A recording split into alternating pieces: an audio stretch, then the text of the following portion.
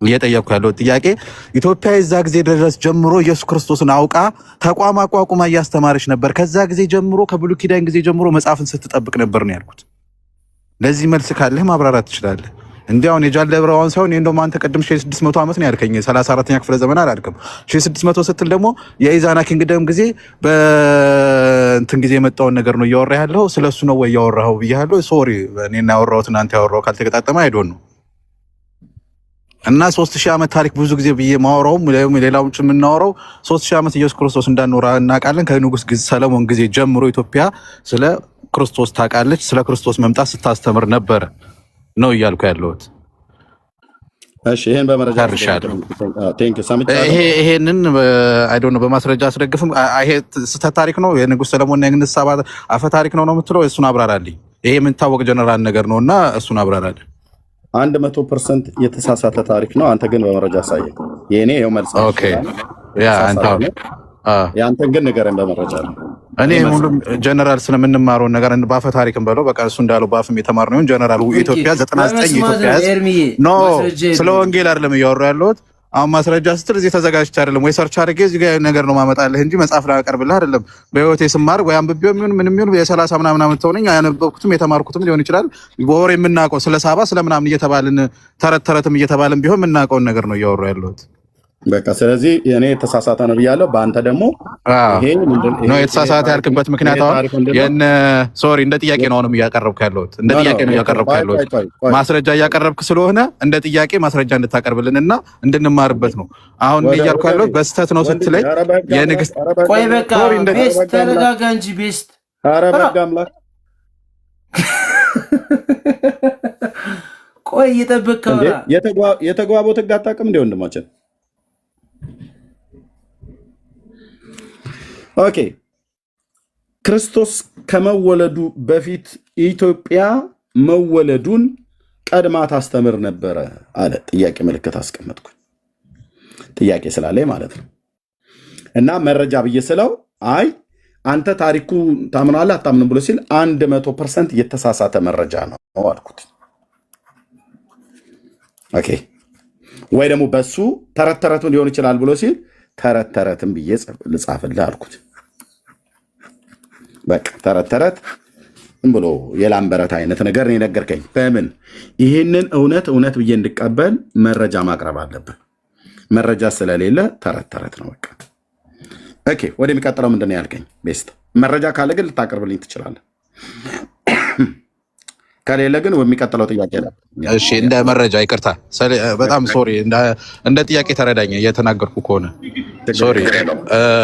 እንደ መረጃ ስትለኝ ኢትዮጵያ እንደ ታሪክ ነው አሁን ማቀርብልህ እንዳልከው እንደ ታሪክ የምናውቀውን በቃ ጀነራል የኢትዮጵያ 99% እዚህ ጋርም የተቀመጠው ሰው መረጃ ባይኖርም የምናውቀውን ነገር ነው የምናወራውና እንደ በማስረጃ ደግሞ አንተ እንድታስተምረን ማለት ነው የምናውቀውን አንድ ነገር ላውራልህ እንዳሁኑ ከተቀበልከኝ ሶሪ። መረጃ ግን የምታነሳው ነገር እኮ ማነሳው ነገር ኢትዮጵያ ያለው ለምሳሌ የአይሁድ እምነት ከክርስትና በፊት ኢትዮጵያ ውስጥ በፈላሻሚውም በምንም በለው የአይሁድ እምነት ተከታይ ህዝብ ነበር ኢትዮጵያ ውስጥ። አይሁድ ማለት የክርስቶስን መምጣት እያስተማረ የነበረ ክርስቶስ ይመጣል እያለ የነበረ ስለ ሰለሞን የሚከተል የአብርሃምን ታሪክ የሚከተል አዳም ሔዋን የሚከተል የአይሁድ ህዝብ ነበር ኢትዮጵያ ውስጥ በአፈ ታሪክ የምናውቀው። ኢየሱስ ይመጣል እያለ የሚጠብቅ በተስፋ የሚጠብቅ የኢትዮጵያ ህዝብ ነበር። ይሄ ህዝብ የዛሬ 3000 ዓመትም ኢትዮጵያ ውስጥ ነበር። ክርስቶስ ኢትዮጵያ ውስጥ ይታወቅ ነበረ። ይሄ ህዝብ ግማሹ ተቀይሯል፣ ግማሹ አይሁድ እንዳልኩ አሁንም ዛሬም አይሁድነትን ተከትሎ ሊሄድ ይችላል። ግን ይሄ ነገር ኢትዮጵያ ውስጥ ይታወቅ ነበረ ነው እንደ አፈ ታሪክ። አንተ ሙሉ ለሙሉ ስህተት ነው ስትለኝ እሱ እንድታስረዳኝ ነው። ምን አለ አሁንም እንደገና ደግሞ ማለት ነው የአይሁድ እምነት በኢትዮጵያ ውስጥ ነበረ አለ። አዎ ነበረ። የነበረበትን ጊዜ ግን እሱ ያስቀመጠው በመረጃ ላይ የተደገፈ አይደለም። አይሁዳውያኖች ኢትዮጵያ ውስጥ አልነበሩም ብዬ አልልም። እኔ ነበሩ፣ ስለነበሩም ነው ወደ ሀገራቸው የተመለሱት ማለት ነው። መቼ መጡ? ታሪኩን የሚያውቀው ከሆነ እሱ ካነሳው ታሪኩ ላይ እናወራለን። ወይ ሌላ የሚያወራ ሰው ካለ በዚህ ላይ በደንብ አጥንቻለሁ አንብቤያለሁ ብሎ የሚል ሰው ካለ ይምጣና እናወራለን ከእሱም ጋር በተጨማሪ ማለት ነው። ወንድማችን ግን ምን አለ? መረጃ የለኝም ግን ዝም ብዬ ማንም ኢትዮጵያዊ የሚያውቀው ልናገርበት አለ። ኦኬ ተናገር አልኩት። የአይሁድ እምነት ኢትዮጵያ ውስጥ ነበረ ካለ በኋላ ኢትዮጵያ ውስጥ የዛሬ 3000 ዓመት ነበር አለ። ማን? የአይሁድ እምነት ማለት ነው። የዛሬ ስንት ሺህ ዓመት? 3000 ዓመት ነበረ። ማን? የአይሁድ እምነት ማለት ነው።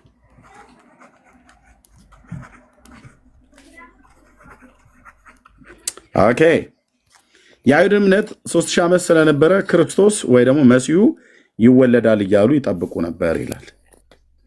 ከአይሁድ እምነት ጋር ታዲያ የኢትዮጵያ ኦርቶዶክስ ምን ግንኙነት አላት ከእምነት አኳያ ወንድማችን? ወይስ ከሀገራችን ከኢትዮጵያ አኳያ ነው የአይሁድን እምነት ያነሳው ኢትዮጵያ ውስጥ ስለነበሩ?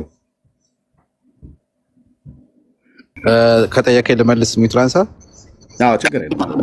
ኦኬ አሁን ካልከኝ አንጻር እያልኩ ያለሁት የአይሁድ እምነት ስልህ እንደ እምነት አይሁድን በለው እንጂ የነብዩ እነ ሙሴንም የነብዩ ሙሴን የቃላት 10ቱ ትእዛዛትን ተቀብሎ ሲኖር የነበረ ህዝብ ነበረ።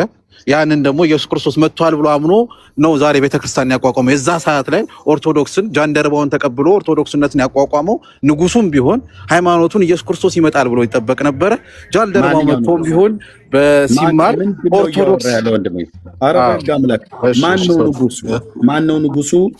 ጃንደረባው ማን ነው? የትኛው ንጉስ ነው ንጉሱ ብላ ያልከን? ንጉሱም ቢሆን ተቀብሎ ምናምን ነገር ያልከው ማን ነው ንጉሱ? ሚዩት አድርገው፣ ሚዩቱን አንሳ። ኦኬ እኔ እኮ የዛ ሰዓት ላይ የዛሬ 1600 ዓመት ስትለኝ የኢዛናን ታሪክ ነው ያወራው። የመጀመሪያውን በኢዛናን ታሪክ ነው ስለ አይሁድ እምነት እዚህ ጋር እየጠየቅኩ የዛሬ 3000 ዓመት ብሎ የሚለው መረጃም ጣልኝ ብዬ ስለ ኢዛና መቼ ነበር የነበረው? ነው ኢዛና የዛሬ 600 ዓመት ቅድም ስላወራኸው ነው አንተን ሰምቼ ያወራው። እኔ አሁን ስለ ኢዛና አሁን እየጠየቅኩ ያለሁት የዛሬ 3000 ዓመት አይሁድ በኢትዮጵያ ውስጥ ነበረ እያልከን ነው? አዎ እሱን መረጃ እሱ ያልኩህንም አሁን የሳባን ታሪክ ነው ያወራሁልህ። አፈ ታሪክ ነው ስህተት ነው አልከኝ። አላልኩም ገና መረጃ ስጠኝ ነው ያልኩህ እኮ ነው። እኛኔማ እንዳልኩ በእውቀት በምናውቀው በአፍም የተማርነውን ነው እየነገርኩህ ያለው። በቃ እስካሁን ድረስ በአፍ ነው በአፍ ብቻ። ይሄ ማን የምናውቀውን ነው። እና ስህተት ናችሁ ብለህ የምታስተምረን ከሆነ እንድታስተምረን ተረት ነው ወንድም፣ ተረት ነው የምታውቀው። ይሄኛውም አሁን ይሄን ስነግርህ ይኸው ዓለም እየሰማ ሪከርድ እየተደረገ ተረት ነው ተረት። ኤልሚ ግን አሁን ስትመልስልኝ ስትመልስልኝ ለእኔ ብቻ ሳይሆን ይሄን የምናውቅ ብዙ ሚሊዮን ህዝቦች እንዳሉ አንተ ታውቃለህ። ይሄንን ተቀብለን ብራዘር ለምን እኔ የኢትዮጵያ ህዝብ 130 ምናምን ነገር ሚሊዮን ሆነናል። እሱን አስተምረው ነው እያልኩ ያለሁት እኔን ብቻ ሳይሆን ያም ህዝብ የሚቀበለው ነው ወዳጄ። 130 ሚሊዮን ህዝብ ኢትዮጵያውያን ይሄንን ውሸት ተቀብለው ኖረዋል። ይኸው እየተናገርኩ አንተ ሚዩት አድርገው። ቴንክ ዩ አንተ ሚዩት አድርገው። 130 ሚሊዮን ኢትዮጵያውያን ወገኖቻችን ይህንን ታሪክ ታምኑ ከሆነ ውሸት ስጠጡን የኖራችሁት ማለት ነው። እኔም ጭምር እኮ ይሄን ታሪክ አውቀዋለሁ እንደ አንድ ኢትዮጵያዊ ማለት ነው። ከምድሪቱ የተወለድኩኝ ቆንጅዬ ኢትዮጵያዊ ነኝ። ከለሬን አየኋል።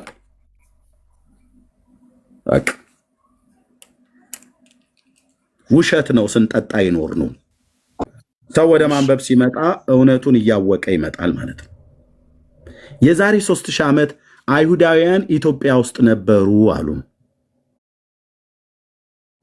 ተበበሩ ውሸት። የዛሬ 3000 ዓመት ማለት ንጉስ ዳዊት የነበረበት ዘመን ነው። ይሄ ዘመን ኦኬ፣ ንጉስ ዳዊት የነበረበት ዘመን ልብ በሉ። ይሄ ማለት ከክርስቶስ ልደት 1000 ዓመት በፊት ነበረ ንጉስ ዳዊት የነበረው። ይሄ ንጉስ ዳዊት የነገሰበት ከ1050 ከ1050 ማለት ነው እስከ 970 ቅድመ ልደተ ክርስቶስ ነግሷል። በይሁዳ ነገስታት ታሪክ ውስጥ ተሳስተሃል ኤርሚያስ ብሎ የሚል ሰው ካለ ብቻ ይግባና ከኔ ጋር ጫወታው ሲደራ ታየዋለህ ማለት ነው። በተለይ ታሪክ አጥምተናል ወይ መጋቤ ብሉይ ነኝ ወይ ደግሞ ታሪክ ላይ እንትን የመመረቂያ ጽሑፌን ሰርቻለሁ ብሎ የሚልም ሰው ካለ በኢየሱስ ክርስቶስም እለምነዋለሁ ያ ሰው ይምጣ። ተሳስተሃል ኤርሚያስ ብሎ የሚል ሰው ካለ ወይኔ ወይሱ መሳሳታችንን ዓለም ያያል ማለት ነው። ቴንክ ዩ። ከ1050 እስከ 970 ቅድመ ልደተ ክርስቶስ ንጉስ ዳዊት የነገሰበት ዘመን ነው። ማን ነው ሶሪ ከ1010 እስከ 1050 ማለት ነው። ከ1010 እስከ 1050 ንጉስ ዳዊት የነገሰበት ነው። ይሄኛው ከ970 እስከ 930 ልጁ ሰለሞን የነገሰበት ነው። ይሄኛው ዳዊት የነገሰበት ነው። ኦኬ። ይህ ማለት ከክርስቶስ ልደት በፊት 1000 ዓመት በፊት ንጉሱ ዳዊት ነበረ። ንጉሱ ዳዊት በነበረበት ጊዜ በእስራኤል ላይ በነገሰበት ጊዜ ልብ በሉ ኢትዮጵያ ውስጥ ወንድማችን ባፈ ታሪክ የነገረን እኔም የማውቀው የነበረው ግን 130 ሚሊዮን ኢትዮጵያውያን ይሄንን ታሪክ ምናምን ከሆነ ውሸት ስንጠጣ እንደነበር ላሳየ። አሁን እዚህ ጋር ማለት ነው በትንትኑን አውጥቼ ላሳየ። ኦኬ። የመጀመሪያው የእስራኤል ንጉስ ሳኦል ይባላል። መቼ ነበር የነገሰው? ለንግስናውን የነገሰበትን ዘመን አሳያቸዋለሁ ማለት ነው። ንጉስ ዳዊት ሁለተኛው ማለት ነው እና ንጉሱ ሰለሞን።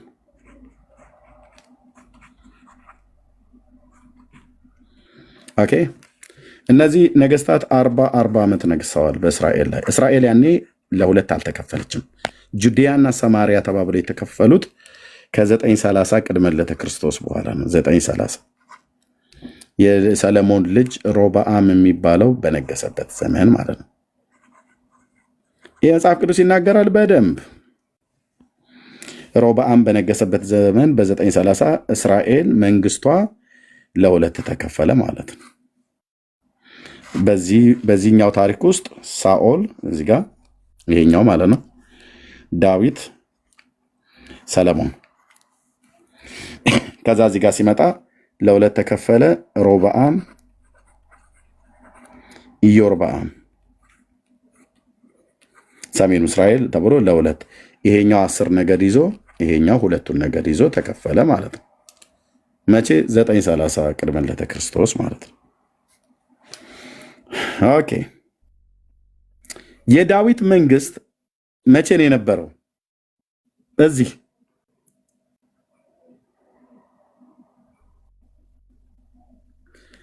ዳዊት ከክርስቶስ ልደት 1000 ዓመት በፊት በእስራኤል ላይ ነግሶ ኢትዮጵያ ማነው አይሁዳውያን ኢትዮጵያ ውስጥ ነበሩ ብሎ ነው የነገረን ወንድማችን። ኢትዮጵያ ውስጥ የሚደረግ እየተወራ ያለውን በአፈ ታሪክ እየተወራ ያለውን ተረት ማለት ነው። እኔ የምልህ ዳዊት ኃያል ንጉሥ ሆኖ በምድር ላይ በነገሰበት ዘመን ምን ያደርጉ ነበር ኢትዮጵያውያን? ለምንድን ነው የመጡት ኢትዮጵያ ውስጥ ቤተ እስራኤላውያን? በዳዊት ዘመን ምን ሊያደርጉ ነው የመጡት? የሰሎሞን የዳዊት ስርወ መንግስት ኪንግደሙ በጣም ትልቅ ነው። በጦርነት ኃይለኛ ነው። ማንም የአሕዛብ ንጉሥ ተዋግቶት እፊቱ ቆሞ አያውቅም። እግዚአብሔር ድልን በሄደበት ሁሉ ይሰጠው ነበር። ረሃብ ችግር ነበር ብላችሁ እንዳትሉ፣ በፍጹም የለም። በዳዊት ዘመን የጦርነት ስጋት ኖሯቸው ንጉሳቸው ተሸንፎ በሌሎች ተሰደው ነው የመጡት እንዳትሉ፣ አልመጡም። ልጁ ዳዊት ከሞተ በኋላ ልጁ ሰለሞን ከነገሰም በኋላ በሰለሞንም ዘመነ መንግስት የኢትዮጵያ ማነው የቤተ እስራኤላውያን ወደ ኢትዮጵያ አልመጡ። መጥቷል ብሎ የሚል ሰው ካለ ገብቶ ከአፈ ታሪክ ያለፈ ያውራ ከኔ ጋር። አልመጡም ወደ ኢትዮጵያ። ለምን? ንጉሱ ሰለሞን በነገሰበት ዘመን 40 ዓመት ሰላም ነበረ። አንድ ህዝብ ከአንድ ቦታ ላይ ወደ ሌላ ቦታ የሚሄደው ወይ የሰላም እጦት ወይም ደግሞ ረሃብ ሲኖር ነው። ረሃብ፣ ድርቅ፣ ችግር ካለ ከቦታ ቦታ ይንቀሳቀሳል፣ ከቦታ ቦታ ይፈልሳል። ወይ የሰላም እጦት ካለ ማለት ነው። ሰለሞን የስሙ ትርጉም ይዲድያ ማለት ነው፣ የሰላም ሰው ማለት ነው። በዘመኑ መጨረሻ አካባቢ ላይ ሃዳድ የሚባል አንድ የአሕዛብ ንጉሥ አስነስቶበታል። ሊሞት አካባቢ ማለት ነው። ኦኬ። እሱም አባቱ ስለሞተበት በእሱ ላይ ተነስቶበታል ማለት ነው። ከዛ ውጭ ሰለሞን በጣም የሰላም ሰው ነው። እንደ ስሙ እግዚአብሔር እረፍትን ሰጥቶት ነበር በዘመኑ። 40 ዓመት ሙሉ ጦርነት ኮሽ የሚል ነገር እስራኤል ላይ አልተሰማም። ብልጥግና አልከኝ። አሁን እነ ቢልጌትና ምናምን ነገር የሚባሉ ትልልቅ ባለሀብቶች ያልቆጠሩትን ሀብት ነበር እግዚአብሔር የሰጠው። በመጽሐፈ መክብብ ላይ ስናነብ በሰለሞን ዘመን ብር አይቆጠርም ነበር ይላል። ንግስና ተብሎ ቢባል እንደሱ ማን አለ ንጉሥ? ጥበብ ብሎ ተብሎ ይባል ከምድር ነገስታት ሁሉ ከአንተም በፊት ከአንተም በኋላ እንዳይኖር አድርጌ እሰጥሃለሁ ብሎታል። ትናንትና ከቤተሰቦቼ ጋር አንድ ቢች ላይ ሄደን ያን ክፍል ይዘን እየጸለይ ነበረ። የአሸዋውን ስፋት አይቼ እግዚአብሔር ለሰለሞን የባህርን አሸዋ የልብ ስፋት ሰጠው ይላል። ለእኔና ለልጆቼ ለሚስቴ እየጸለይኩ ነበር። በዛን ላይ ተንበርክከን በቢች በባህር ዳርቻ የሰማይ የምድር ጌታ ለሰለሞን ጥበብን የሰጠ ጥበብን እንዲሰጠኝ ማለት ነው። መጽሐፍ ቅዱሳዊ ስለሆነ ማንም ሳይነቅፍ በልግስና የሚሰጠውን እግዚአብሔርን ይለምን እሱም ይሰጠዋል ተብሎ እንደተጻፈ ማለት ነው። ጸልዩ በእግዚአብሔር ፊት ማለት ነው። ኦኬ ሰለሞን በዘመኑ ረሃብ የለም፣ የጦርነት ችግር የለም። የእስራኤል ሕዝብ ኢትዮጵያ ውስጥ ምን ያደርጋል? ሰሜኑ ኢትዮጵያ ውስጥ ምን ያደርጋል? በትግራይ፣ በጎንደር፣ በጎጃም፣ በሰሜን ሸዋ፣ በሌሎች የኢትዮጵያ ግዛቶች ምን ያደርጋል? የበቆሎ ቆሎ ያረረብን ሰዎች ጋር ምን ያደርጋሉ? በንጉሳቸው ዘመን የሚበላ የሚጠጣ በሽበሽ ነው። ሰለሞን ጋር ብር አይቆጠርም ነበር ነው ብሎ የሚለው በሰለሞን ዘመነ መንግስት። የነ ቢልጌት ተቆጥሮ ይታወቃል ስንት ቢሊየን እንደሆነ ማለት ነው። የሰለሞን አይቆጠርም ነበር። የሀብት ብልጥግና ከተባለ አይቆጠርም፣ ጥበብ ከተባለ አይቆጠርም። በዚህ ምድር ላይ ያሉ ነገስታት ሁሉ ጭምር የሰለሞንን ዝናና ጥበብ ሰብተው ከምድር ዳርቻ ጥበቡን እና እግዚአብሔር የሰጠውን አስተዳደራዊ ጥበብ እና የሰራውን ቤተ መቅደስ ማለት ነው ከሊባኖስ ዝግባ ሰርቶ ውስጡን በወርቅ የለበጠውን የእግዚአብሔር ግሎሪ ደመናው ክብሩ በእስራኤል ምድር ላይ የሰማይ የምድር ጌታ መካከላቸው ነበር። የዓለም ነገስታት ሁሉ የእሱን ዝናና ጥበብ ለመስማት ከምድር ዳርቻዎች ይመጡ ነበር። ለዚህ ነው የሳባም ንግስት ወደሱ ሄደችው። ሁሉ የእሱን ጥበብና ዝና ለማየት ይመጣ ነበር።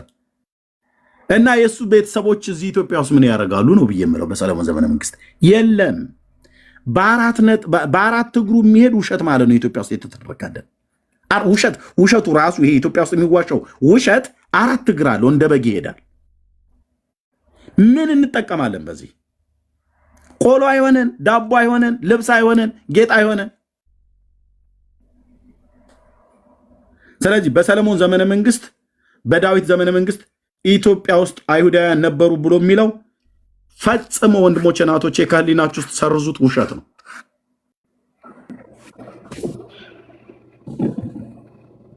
ለምን? ሁለቱ ነገስታት አባትና ልጅ በነገሱበት ዘመን የረሃብም የጦርነትም ስጋት አልነበረባቸውም። አባትየው ዳዊት ኃይለኛ ነው፣ በጦርነት ኃይለኛ። ጎልያድ እንኳን ፊቱ አልቆመም፣ እንኳን አይደለም ሌሎች የአሕዛብ መንግስታት። በሄደበት ቦታ ሁሉ ነበር ድል የሚያደርገው። በዳዊት ዘመን ከአሕዛብ መንግስታት እየማረከ ያመጣው ወርቅ ብቻ ብራዘር ለቤተ መቅደሱ መሰሪያ ለልጁ ለሰለሞን ነው የሰጠው። ድሆች አልነበሩም እነዚህ ነገስታት፣ አባትና ልጅ ድሆች አልነበሩም። ድህነት ረሃብ አቆራምቷቸው ኢትዮጵያ ሊበሉ መጡ እንኳን ብለን እንዳትል። በእነሱ ዘመን ችግር አልነበረም። የፖለቲካም ችግር አልነበረም። የጦርነትም ችግር አልነበረም። የኢኮኖሚም ችግር አልነበረም። ምን ያደርጋሉ በዳዊት ዘመን ታዲያ ኢትዮጵያ ውስጥ እከክ ሊያኩ ካልሆነ በስተቀር ማለት ነው።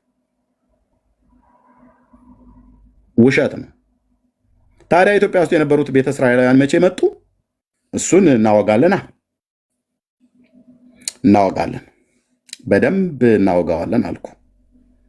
መጽሐፍ ቅዱስን የነቢያትን መጽሐፍት እየጠቀስኩኝ ታሪክን እየጠቀስኩ እነግርሃለሁ። ግን በሰለሞን ዘመነ መንግስት፣ በዳዊት ዘመነ መንግስት ኢትዮጵያ ውስጥ ቤተ እስራኤል ነበሩ ብሎ የሚለው ውሸት ነው። ኤርሚዬ በጣም እኔም ብቻ ሳይሆን አንተ የምታምኑ የነበረውን ነገር ነው እያወራን ያለ ነው እና መልስ በጣም ተመችቶ እያዳመጥኩ ያለሁት እና አሁን ስታወራ አሁን ልመልስልህ ሳይሆን አንተ የምታምኑ የነበረው እንደ ጥያቄ ነው የምነግርህ። አንዳንዴ እኔም ብቻ አንድ ሰው ደፍሮ ሲናገር እኔም ብቻ እንደ ጥፋተኛ አታስቡት። ሁላችንም የምናምነው ነው እዚህ ጋር እያወራሁ የነበረው ድሮም አንተ የምታምነው የነበረው ማለት ነው እና እንደ ጥያቄ ስጠይቅህ በሰለሞን ጊዜ እውቅናው ዛሬ ላይ ታዋቂ የምትለው ሰው ከሚታወቀው በላይ ነበር። ዓለም ያውቀው ነበር። በዛ ሰዓት የኢትዮጵያ እንደ ኢትዮጵያ አሁን አፈ ታሪክ ያልከው ውሸቱ የሚያወራው እኔ አሁን አንተ ተምረህ ተቀይረሃል፣ ግን ታምኖ የነበረው እኔ ደግሞ አሁንም ድረስ ማምነው የንግስት ሳባ ንጉስ ነበር። ኢትዮጵያ ላይ በንግስት ሳባ ነበር የምትመራው። ይህንን ዝና የሰማችው ንግስት በጊዜ የራሷ እንዳልከው የሰለሞን አድቢያንም ቢሆን የራሷ መንግስት የነበራት የራሷ እንትን የነበራት ነው አፈ ታሪኩ የሚያወራው። የንጉስቱን ሰሞን ጥበብ ስትሰማ ልታየው ሄደች። በዛ ሰዓት ስለ ንጉስ ሰለሞን ስለ ኢየሱስ ተማረች። ሚኒሊክ የሚባል ልጅ ተወለደ። አብረው ታሪኩን ታውቋል። አፈ ታሪክ ያልከው አሁን ውሸት ያልከው ሄደች፣ ተመልሳ መጣች፣ ኢትዮጵያን አስተማረች ነው እያልን ያለው። ወይም የእስራኤል ህዝብ መጣ አይደለም። አሁን አንተ የምታምኑ የነበረው በዛ ሰዓት ኢትዮጵያ ላይ በዛ ሰዓት አወቀችው ኢየሱስ ክርስቶስ እንደሚመጣ የንጉስ ሰለሞንን ጥበብ የእግዚአብሔርን ጥበብ ኢትዮጵያ የዛን የተማረችው ነው እያልኩ ያሉት የዛሬ 3000 ዓመት ኢየሱስ ክርስቶስም እንደሚመጣ የዛን የተማረች ነው እያልኩ ያለሁት። አንተ የምታምነው የነበረው አፈ ታሪኩ የዚች ቤተ መንግስት የዚች ሴትዮ የዚች ንግስት ግዛተ መንግስቷ የት ነበረ ነው? እንደ ጥያቄ ከሆነ በእናምነው አንተ የምታምነው ወደ ሰሜኑ አሁን ኤርትራ፣ ትግራይ ምናምን የምትለው አካባቢ የአክሱም ስልጣኔ ነው የምናምነው፣ ወይም እንደ ተረት ተረት የምናምነው። እንዳንተ በእውቀቱም ላይሆን ይችላል። አንተ የዛ ሰዓት ታምነው የነበረው እና አሁን ተምረህ የምታሳየን በመስረጃ እኔ ደግሞ አሁንም ያልተማርኩበትና አሁንም እዛው ላይ ነው ያለሁት እያልኩ ያለሁት ምናምነው ማምነው በጊዜው ሰሜኑ የምትለው አካባቢ ነው። አሁን እንደምትለው የኢትዮጵያ ካርታ አሁን የውጭዎቹም ተሳትፎበት እንደ እንግሊዝም ተሳትፎበት የተፈጠረችዋን ኢትዮጵያ ካርታ አይደለም እያወራለ ያለሁት። ትግራይም ሰሜንም በለው የዛ ሰዓት ላይ የነበረ የንግስት ሳባ የነበረ ስልጣኔ ነበረ የሆነ አካባቢ ላይ ወደ ሰሜን ወደ አክሱም የነበረ ብለን እናምናለን። የዛ ሰዓት ላይ ኢትዮጵያ ስለዛ ሰዓት ላይ ሰለሞን እናወቀችው እግዚአብሔርን ጥበብ ተማረች፣ ኢየሱስ ክርስቶስን ተማረች ነው እያልኩ ያለሁት። እንደሚመጣ ገና ቃሉን ተማረች ነው እያልኩ ያለሁት። እሺ ንግስቲቱ የኢትዮጵያ ንግስት ነች ብለህ ነው የምታምነው? ኢትዮጵያ እንደ ካርታ ሳይሆን አክሱምን በለው አቢሲኒያን በለው ብቻ እዛ አካባቢ ላይ ነበረ ብዬ አምናለሁ። ለምን የኢትዮጵያ ንግስት ብለው ይጠራታል? አሁን ላይ እንደምናወራው ካርታ ታዲያ ማንም ብዬ ላውራ? ስለዚህ የኢትዮጵያ ንግስት አይደለችም ማለት ነው። ካርታው አሁን እንደምትለው የሰለሞን አሁን ላይ ሳባ ንግስት ወደ ሰሜኑ የነበረ ትግራይን አክሱም እንደው አንተ እስከ ህንድ ድረስ ስለዙላ ሰፍቶ ሄዶ ትልቅ የነበረ አሁን ከምትለው ኢትዮጵያ ላይ ሰፋ ነበር። እንደውም ጠባለች ኢትዮጵያ ነው ብለው ምናምን እንደ ሀገር ካወራው አሁን የሃይማኖቱን ስላወራው የዛ ሰዓት ላይ ብቻ የሆነ ንጉስ ነበረች። ትልቅም ትሁን ትንሽም ትሁን አሁንም ኢትዮጵያ ትሁን ከዛም በላይ ትሁን ከዛም ትነስ ንጉስ ነበረች። ንጉስ ሰለሞን ጥበቡን ተማረች፣ ሄደች፣ አየችው፣ አወቀችው፣ አብራው ኖረች፣ አብራው ወለደች።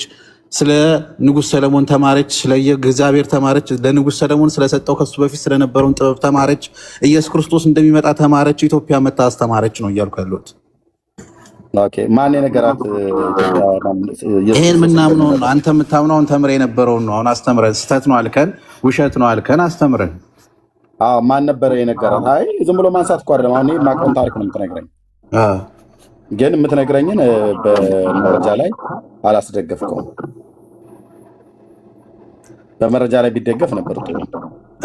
አሁን እዚህ ጋር አንተ እኔ አሁን እዚህ ጋር አምኜበት መረጃው ኖሮኝ በጣም ባምንበት እኮ ከአንተ ጋር አላወራበትም። እዚህ ጋር ከኔ የተሻልክነት አስተምረኛለህ ብዬ ነው። እሺ የሳባ ንግስት የኢትዮጵያ ንግስት አይደለችም። ሚዩት አድርገው። የኢትዮጵያ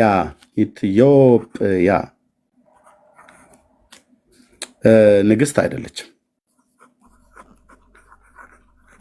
ፈጽሞ አይደለችም። ግን ሳባ ነበረች። ማን ነው የሴትዮዋ ስም? የሴትዮዋ ስም ያ ንግስት አሁን እያልክ ያለው አሁን አልነበረችም ነው ወይስ አካባቢው ልክ አይደለም ነው? ንግስቲቷ አልነበረችም ነው? ንግስት ሳባ ምትባል አልነበረችም? የሴትዮዋ ስም ነው አይደል? ሳባ። ንግስት ሳባ መረጃ አለ እኮ። አሁን ንግስት ሳባ የምትባል የለችም ነው? መረጃ አለ ወይ? የሳባ ንግስት የምትባል የለችም ነው ያልኩት። ስለ ሳባ አንተም ታውቃለህ፣ እኔም አውቃለሁ። አንብበኸዋል አንተ፣ እኔ በአፈ ታሪክ ሰምቼዋለሁ። ስለ ንግስት ሳባ አውቃለሁ እኮ። መረጃ አለ? ስሟ ነው ሳባ? ንግስት ሳባ ተብዬ ተምሬያለሁ እኮ። ሳባ ንጉስ ስሟ ነው የተማርኩት። ንግስት ሳባ ተብሎ ነው ስሟ የተማርከው። ለዚህ እኮ ነው የገደሉን፣ እኔንም አንተንም የኢትዮጵያን ሕዝብ በታሪክ እኔ ብቻ እንዳልሆንኩ ብቻ ኤርሚ እዚህ ጋር ሳወራ እኔም ብቻ እንደ ጥፋተኛ አትበል። እኔ እኮ እየነገርኩህ እኛ ምድራችን ላይ የተነገረ ነገር ሁሉ ምንድን ነው የሆነ ነገር ያስተጋባል። ሶሪ ሚዩት አደርጋለሁ። የእሱ ድምፅ ነው። ያን ብታስተካክለው ደስ ይለኛል። ኦኬ የኢትዮጵያ ንግስት አይደለችም። ሳባ የሴትየይቱ ስም ሳይሆን የአገር ስም ነው። ይህን ታውቃለህ ወገናችን፣ ወንድማችን? የአገር ስም እንደሆነ ታውቃለህ? ቤስት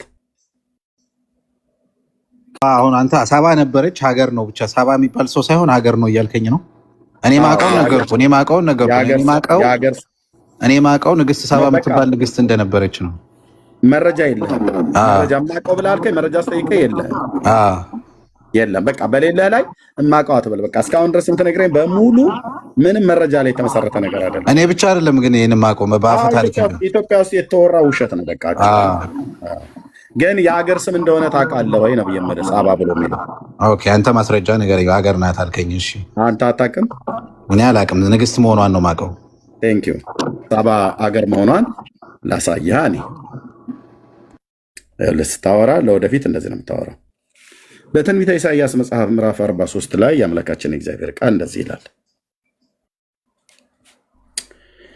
ኦኬ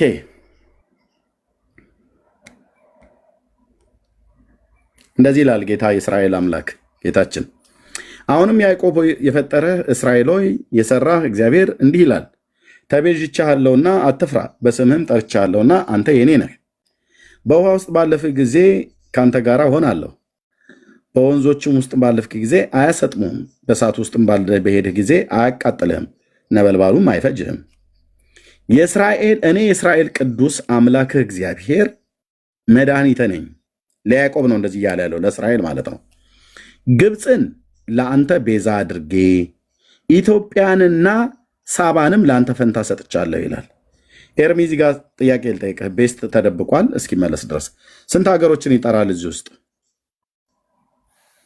እስራኤል፣ ኢትዮጵያና ሳባን ሶስት ሀገሮች አይደል?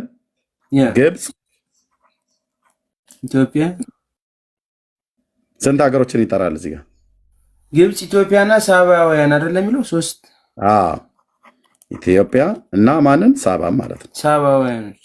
ቤስት እያየህ ነው። ቤስት ተደብቀህ ስለነበር ማለት ነው። ኦኬ የእስራኤል ቅዱስ እኔ የእስራኤል ቅዱስ አምላክህ እግዚአብሔር መድኃኒቴ ነኝ። ለእስራኤል ነው ብሎ የሚለው ለያዕቆብ ማለት ነው። ለያዕቆብ ቤት ግብፅን ለአንተ ቤዛ አድርጌ ኢትዮጵያንና ሳባንም ለአንተ ፈንታ ሰጥቻለሁ ይላል። ሶስት ሀገሮችን እንደሚያወራ ትስማማለህ ወንድሜ ቤስት? እዚህ ቦታ ላይ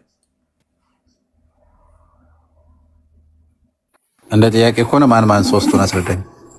እስራኤልን፣ ግብፅና ኢትዮጵያ፣ ሳባን፣ አራት ሀገሮች ማለት ነው። ኢትዮጵያ የምትባል ሀገር ሌላ ናት፣ ሳባ የምትባል ሀገር ሌላ ናት። አዎ እዚህ ጋር አለ። እስራኤል አለ አንድ፣ ግብፅ አለ ሁለት፣ ኢትዮጵያ አለ ሶስት፣ ሳባ አለ አራት ሀገሮችን እየጠራ እንዳለ እዚህ ጋር እግዚአብሔር ቃል ያየን። ኦኬ ስለዚህ ኢትዮጵያ የምትባል ሌላ ሀገር አለች። ይሄው ኢትዮጵያንና ማለት እና አያያዥ ቃል አለ። ቤስትና ኤርሚያስ ብዬ ካልኩኝ ሁለታቸው አንድ ናቸው ማለት ነው።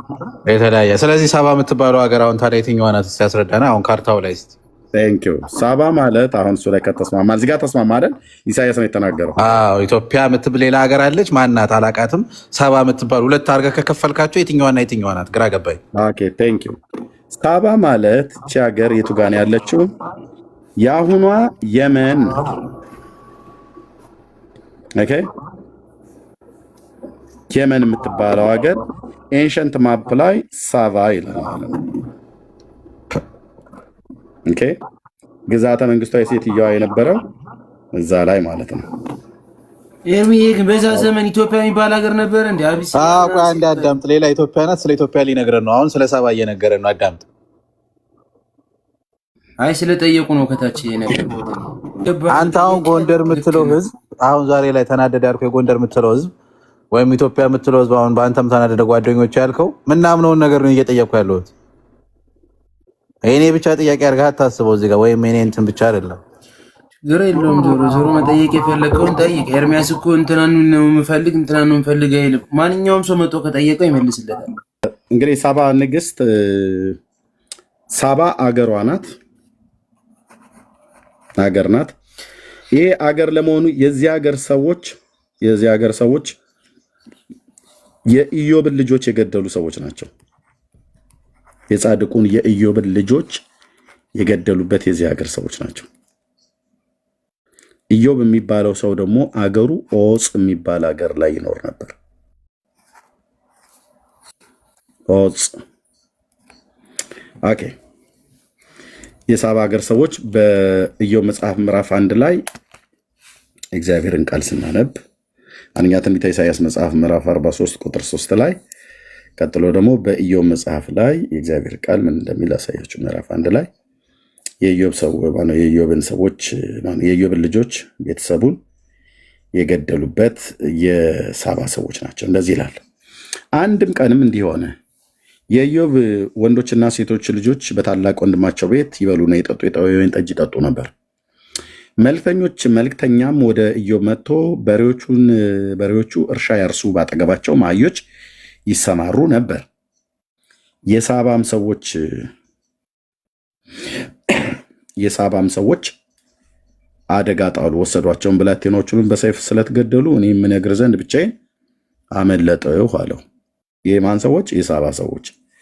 የሳባ ሰዎች ማለት ሳባ ምንድናት ማለት ነው? ሀገር ነች ማለት ነው። የት አካባቢ? የመን። ማን ነው የመን ብለህ በላይ ያለም የታሪክ ሊቃኑ እና የጂኦግራፊ የአርኪኦሎጂስት ጥናት ምርምር የሚያደርጉት የጂኦግራፊ ሊቃን ማለት ነው። ኦኬ፣ እንደዚህ ያስቀምጡታል ማለት ነው። ኦኬ፣ የታሪክ ተመራማሪዎቹ ማፕ ላይ ኩዊን ኦፍ ሼቫ ማለት ኪንግደሟ የዚህን ያህል ይሰፋ ነበር ብለው ይናገራሉ። ያስማማል። የዚህን ያህል ርቀት እዚህ ጋር ባይመጣ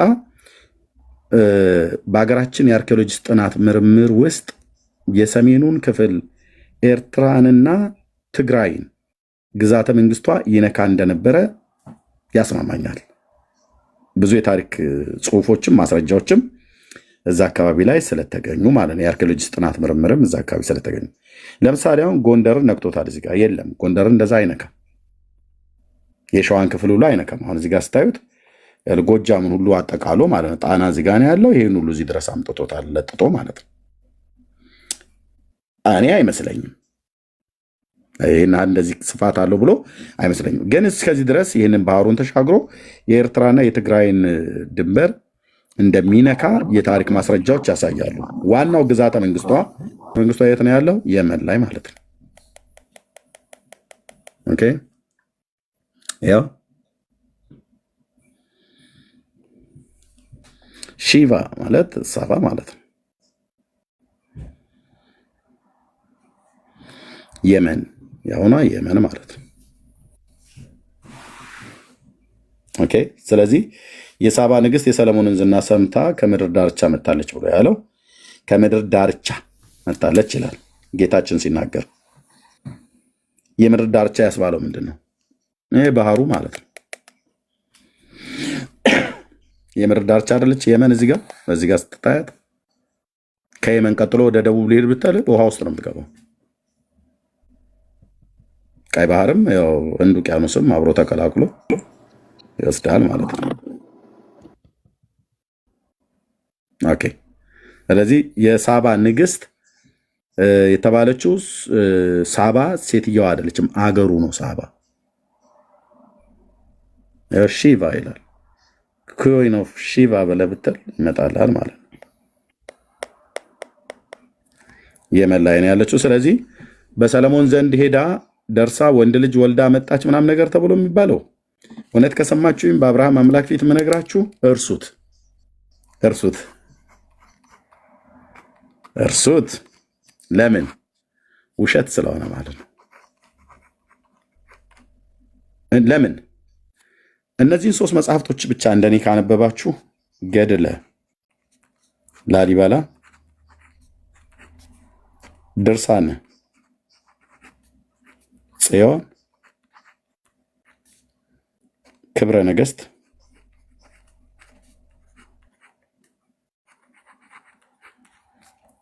ገድለ ላሊበላና ድርሳነ ጽዮን እዛ ጋ አሉ። ያው ክብረ ነገስት ይሄ ማለት ነው። ታሪኩ እርስ በርስ ይምታታል ወንድሞች እናቶች። ታሪኩ እርስ በርስ ይጣላል።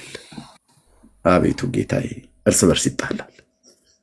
እኔ ታሪክ አስተማሪ ነን ብለው የሚሉ ሰዎች እንዲህ አይነት ውሸት ምን አለበት ቢቀርባቸው። ለምሳሌ የኢትዮጵያን ታሪክ እስቲ አሁን የሳባ ንግስት ኢትዮጵያዊት ናት ተብሎ የተባለውን ታሪክ ይዘን እንምጣ። ወደ ሰለሞን ሄደችበት የተባለበት ዘመን እና ከሰለሞን ተመልሳ ስትመጣ ሰለሞን ዘንድ ሄደች። አሁን የተተረከልን በኢትዮጵያ ውስጥ ሰለሞን ዘንድ ልትጠይቅ ሄደች ኢየሩሳሌም። ኢየሩሳሌም እዚህ ኢትዮጵያ ብሎ የሚል በኢትዮጵያው በአፈ ታሪክ የሚባለው ማለት ነው። ከንጉሱ ዘንድ ሄደችና ንጉሱ ዘንድ ስትደርስ ያው የሚፋጅና ጨው የበዛበት ነገር አበላት። ከዛ ሰለሞን ያው በሴቶች በኩል ስስ ነው፣ ሴቶች ስለሚወድ እንደ ሰለሞን ሴት የሚወድ አለ ተብሎ አይታመን። በእርግጥ የሱን ሪከርድ የሰበሩ ሰዎች በዓለም ውስጥ ሊኖሩ ስለሚችሉ ባልታዛር የተባለው ሰውዬ ወደ 400 ደርሻለሁ ብሏል። ግን ሰለሞን ሴት ይወዳል እና በሰለሞን ዘንድ ሄደው ሴት በሰላም አትመለስም ብሎ በሚል ፈሊጥ የወደቀ ምሳር ዛፍ ይበዛበታል እንዲሉ አበው ሰለሞን ዘንድ ሄደችና ከዛ ሲያያት ጎመጀ፣ በእንቆቅልሽ አጫወታት እና በዚህ ነገር የተላለፍሽ ከሆነ እኔ እራታሻለሁ አንቺም ትረችኛለሽ ተባብለው የውሃ መንቀሉን ማሰሮውን ነገር ትራስጌው አድርጎ አቤት ኢትዮጵያ፣ አቤት ኢትዮጵያ፣ አገሬ ወዴት እየሄድሽ ነው? የውሃውን ቋንጅል እስሩ አስቀመጠና ውሃ ሞልቶበት ጨው የበዛበትና ሚጥሚጣ የበዛበት ነገር አበላት፣ እሷንም ሰራተኛዋንም። ሰለሞን ሆዬ ይህንን የውሃ መንቅል ወስዶ ትራስጌው አደረገና ተኛ። ይታይህ አሁን የሁለት ሀገር ነገስታት አንድ ቤት ውስጥ ምን ያደርጉ የሚተኙት? ኦኬ። እና ተነስተሽ አሁን ከጠጣሽ ያው የተማማሉት መሀል አለ፣ መሀላው ይፈርሳል። እና ሴቲቱ ሌሊቱን ሁሉ አንገበገባት፣ ጠማት። እዛ ተነስታ እዚህ ጋር ተኝታ ነበረ። እሷ ለሽ ብላልህ፣ ሰለሞንም እዚህ ተኝቷል። ሰለሞን በዚህ እሷ በዛ በግራ ሆነው ተኝተዋል። እያየ ነው ማለት ሰለሞን። እዚህም ደግሞ ሰራተኛ አይቷለች። እሷ ሌላ ኮብል ጎረዳ ማለት ነው። ተኝተዋል። ውሃው ማሰሮዎች አንዳይ ነው ማለት ነው። እናች ንግስቲቱ ሌሊት ውሃ ጠማትና ተነሳችና ውሃ ስትቀዳ ሰለሞን ይጠባበቅ ነበር።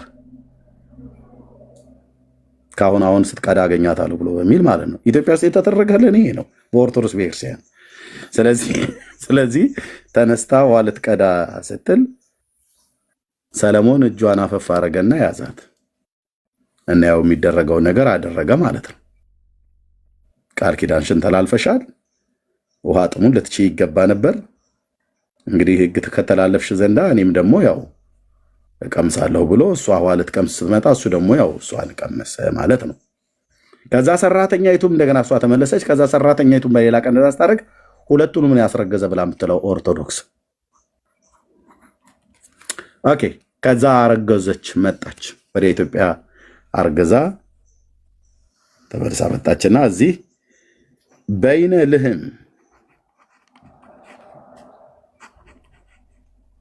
ልህም ወይ ደግሞ ቀዳማዊ ምኒልክ የተባለው ተወለደ።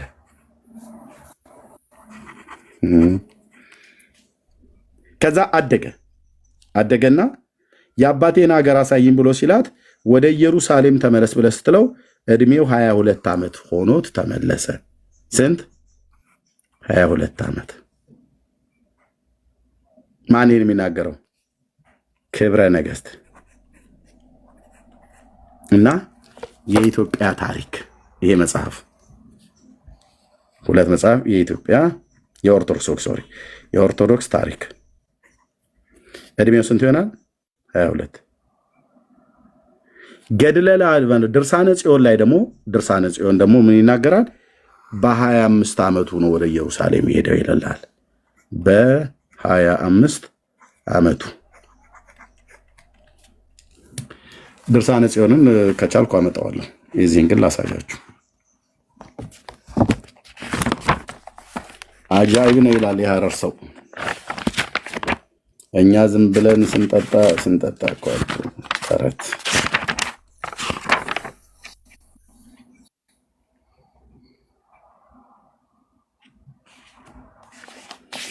ኦኬ።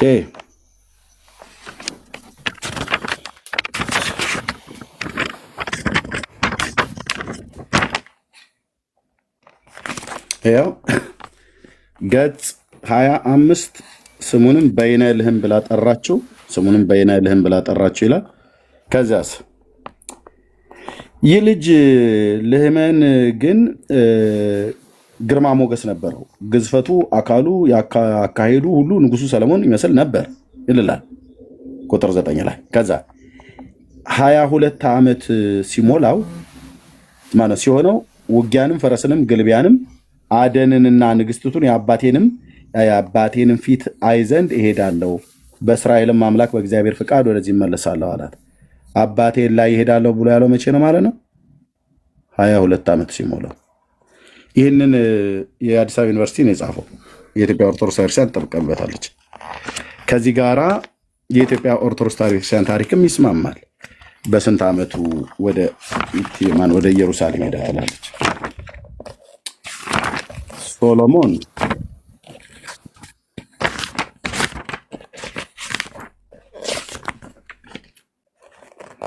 እሺ፣ ያው ሳባ ንግስት ነው። እዚህ ጋር ያዩት ንግስት ሳባ በተጻፈው ታሪኳ ውስጥ የኢትዮጵያ ኦርቶዶክስ በጻፈችው ላይ ሳነብ እዚህ ገጽ 9 ላይ እዚህ የመጀመሪያው ክፍል እንደዚህ ይላል። ቀዳማዊ ሚኒሊክ በተወለደ በ22 ዓመቱ አባቱ ሰለሞንን ለመገናኘት ወደ ኢየሩሳሌም ሄደ ይላል። ከዚህ ታሪክ ጋር ይስማማል ማለት ነው። ድርሳነ ጽዮን የሚባል መጽሐፍ አለ። እሱን ላምጣው። ካመናችሁኝ በቃሌ ልንገራችሁ፣ በአብርሃም አምላክ ፊት አልዋሽም። ድርሳነ ጽዮን በ25 ዓመቱ ወደ ኢየሩሳሌም ሄደ ይላል። ክብረ ነገሥትና ይሄኛው ታሪክ ደግሞ በ22 ዓመቱ ሄደ ይላል። የስንት ዓመት ልዩነት አለው? የ3 ዓመት። ኤርሚያስ ምን ያደርግልሃል? አሁን ይህንን ጎርጉረህ ማግኘት። እሺ ላምጣው። ሻና ምንም አላንዱ ላምጣው። ለአንተ ስል ብቻ አመጣዋለሁ ብራዘር። ግን የሚገርመኝ ሰቺ ንግስት ከሆነች ንጉስ አላትና ባላላት ብዬ ነው ማሰበው። ነው ሄዳ ምንድን ነው አድርገ የመጣችሁ? እዛ እኮ ለታሪክ ራሱ እኮ ነውር ነው። ባላ ሰለሞን፣ አንቺ ደግሞ ዝም በይ። እሷ ከአባቷ ስልጣኗን የተቀበለች ምን ሆነች ነው? አንቺ ደግሞ አበዛችሁ። እሷ ደግሞ እንደ ምን ሆነች ነው? እሷ ከአባቷን የተቀበለችው ብቻዋን ነበረች። ባሏ እኮ ሰለሞን ነው። ከሱ ነው ልጅ የወለደችው። ምን ሆነች ነው? እሱ እያለ ያለው ሳባ የምትባል ሴትዮ እንደሌለች እኮ አላለም። አገር ናት ነው ያለው። እኛ እያልን ያለነው ደግሞ ጎንደርም እያለ ያለው አንተ አሁን እየካድክ ያለው ጎንደርን ያጠቃልላል ነው እያልን ያለነው።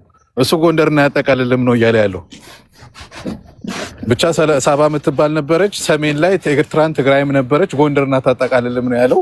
ካርቷ ያጠቃልላል ብሎ ንግስት ሳባ የሚለው ነበረች እኮ ያለ እኮ። ሳባ የምትባል አገር ነበረች አለ። አገር ነበረች አለ። ሳባ የምትባል አገር ነበረች አለ። ስለዛ ነው እያስረዳኝ። አሁን ኢትዮጵያ የምትባል አገር የለችም። ጎንደርን አታጠቃልልም። ጎንደር ከኢትዮጵያ ናት ወይስ ከሳባ ናት? እሱ ነው አሁን ጥያቄ መጠየቅ ያለብህ አንተ። ጎንደር አይደለ እኔ ነው እና ታዲያ እሱ እያለ ያለው ጎንደር ሰለሞን ሳባ ናት አታጠቃልልም ከኢትዮጵያ ናት እያለህ ነው ያለው። እኛ እያልን አንተ በመጥቼ ነው የምሞግተው፣ ሳላልብን ብዬ ነው የምሞግተው። አንተ እሱ እያለ ያለው ሳባ የምትባል ሀገር አለች፣ ትግራይን ታጠቃልላለች፣ ኤርትራን ታጠቃልላለች፣ ጎንደርን ግን አታጠቃልልም እያለን ያለው። እኛ ደግሞ ታጠቃልላለች እያለን ያለ ነው። ሳባ የምትባል ነበረች። ሳባ የሚባል ሀገርም ይሁን ንግስት ነበረች። ከንግስቱ ሰለሞን ጋር ግንኙነት ነበራት ነው እያልን ያለ ነው። አንተን ያጠቃልላል አታጠቃልልህም? ያንተ ጥያቄ ነው።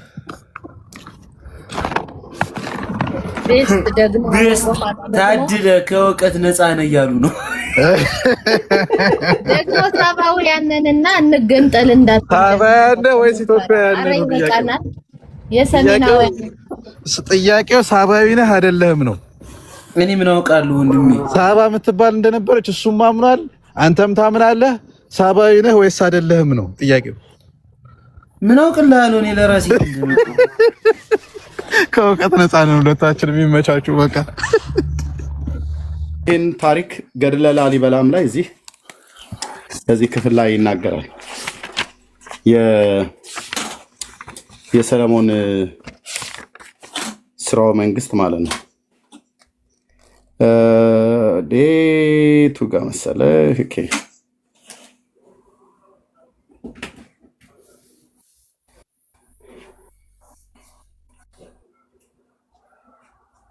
ኦኬ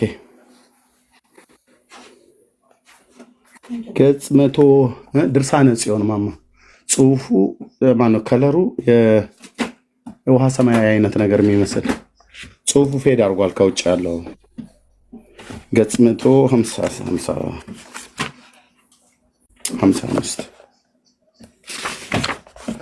እኔ አለመረጃ ሳወራ በጣም ነው የሚደብረኝ። ኦኬ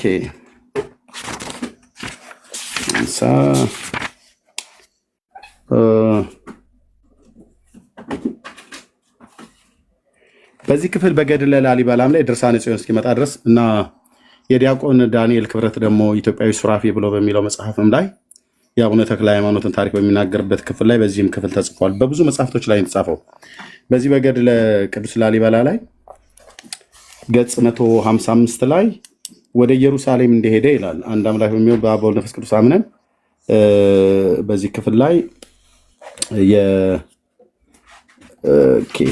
ቆይ አገኘሽው ማማ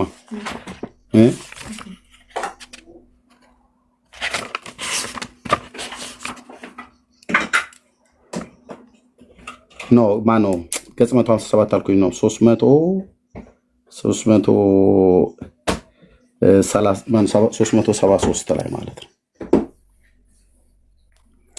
ይትባረክ የሚባለው ከሰለሞን መንግስት የሚቀደስ 373ኛው ጻፍ ላይ 373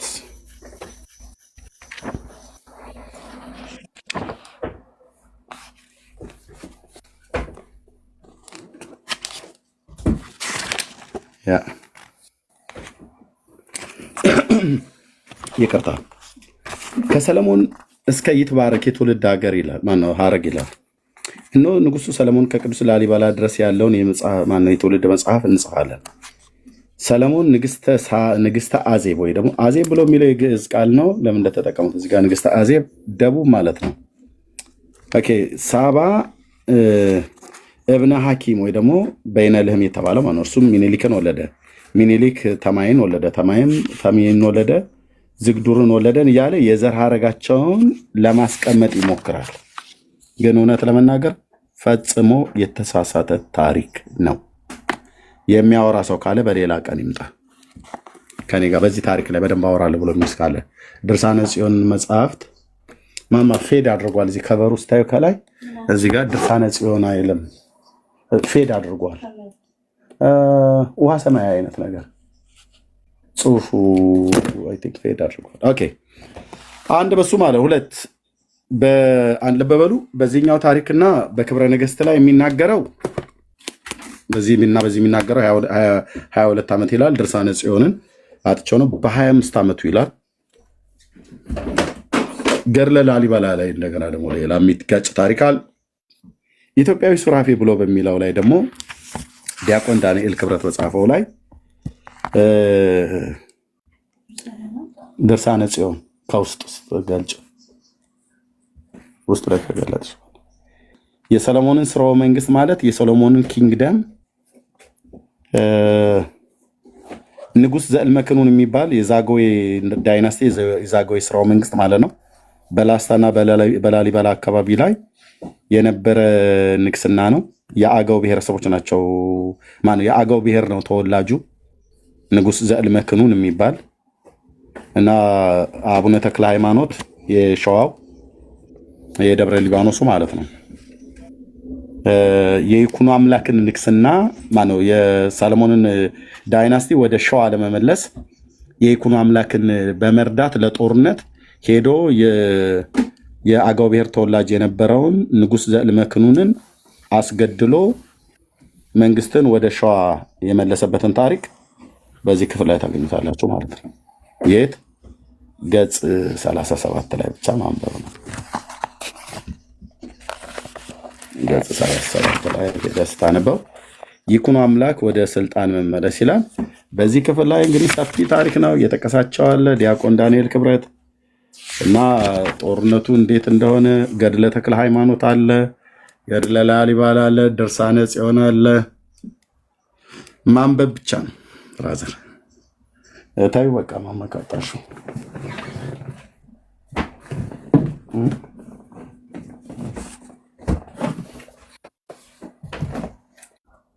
ኦኬ ታዩ በሌላ ቀን አዘጋጃለሁ። እሺ ስለዚህ ታሪኩ እውነት ልንገራችሁ መጽሐፍቶችን ለጉራ አይደለም እንደዚህ የሰበሰብኩት።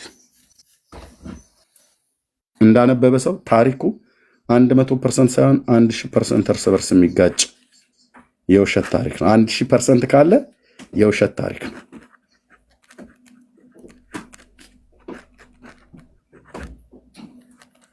ኤርሚ ደከመኝ ስላለ ከዚህ በላይ ማለት መሄድ አልፈልግም።